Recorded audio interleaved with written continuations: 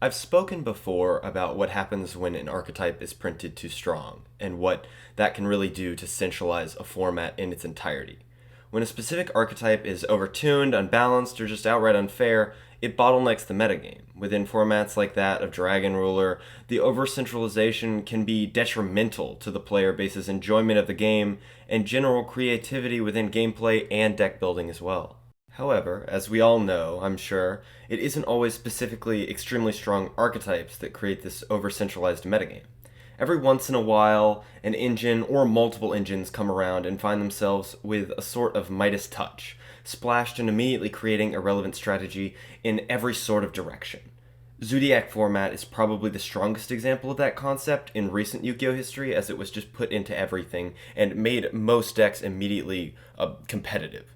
Today, I want to speak about the current format with this perspective kept in mind, and have the conversation on whether or not the extremely centralizing engines legal at the moment are healthy for the game in the long term or not. For anyone playing the TCG at the moment, I'm sure you know what I'm talking about when I speak about centralizing engines being prominent right now. It feels like Destroy Phoenix Enforcer as well as Brave are living pretty much everywhere.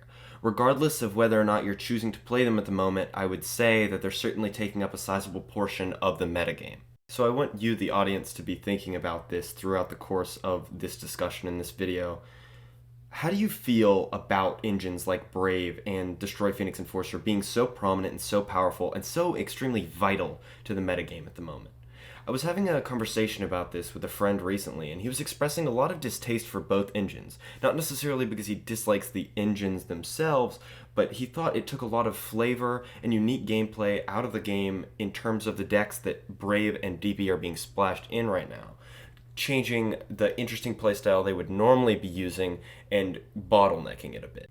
I thought he brought up a really interesting point, and although I'm not entirely sure I agree with him, I thought it was worth having a conversation about. The current state of the game I would compare in part to something like the Zodiac pandemic. Every deck was more or less forced to implement Zodiac into their decks in order to perform around like mid 2017. It's very similar to that, but I would say it's a much less dramatic standard. You don't have to play Brave, you don't have to play DPE, but if you aren't, there are very limited options in terms of the decks that are viable that you're able to play. As I said before, there are certainly decks right now that are performing without these engines being implemented. Things like Flunder and DDD are coming to mind when I'm talking about something like that. But it certainly is a centralized metagame, regardless of those outliers that do exist at the moment.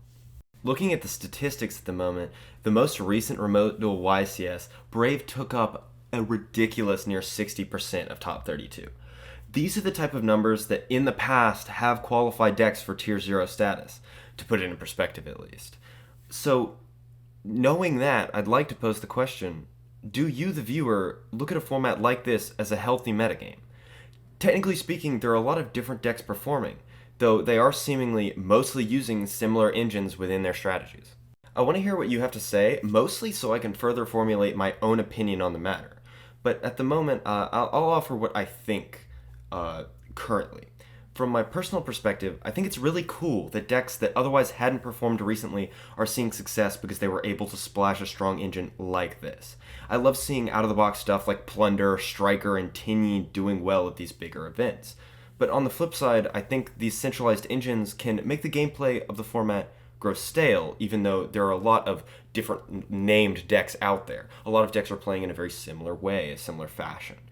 And I think a lot of these cool archetypes that are being played, a lot of the color and a lot of the interesting parts about them are being kind of toned down because they're having to include such a large part of other decks and other engines within them. It really is hard for me to pose a real argument for or against the existence of these powerful engines within the metagame, and it's harder for me to determine whether or not I think they bode well for a healthy format.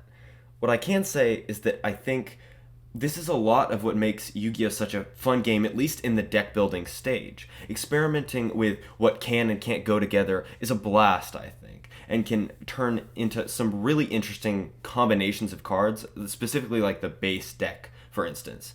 But I do think that creativity in deck building with these powerful engines can take away from interesting and more varied gameplay when you actually do sit down and play with the different deck lists that have been concocted. I don't want to repeat myself too much, but please tell me what you think in the comments. I'd love to have a conversation about this. How do you feel about the somewhat excessive inclusion of Brave and DP throughout the metagame right now? And as a side note, before I close the video out, I know it's been a second since I've made a video, and I genuinely do appreciate the continued support my older uploads have gotten, like, to this day. Like, there are still people commenting on, like, the Eternal Format video and things, and it makes me so happy every time I see somebody discovering it and enjoying that content.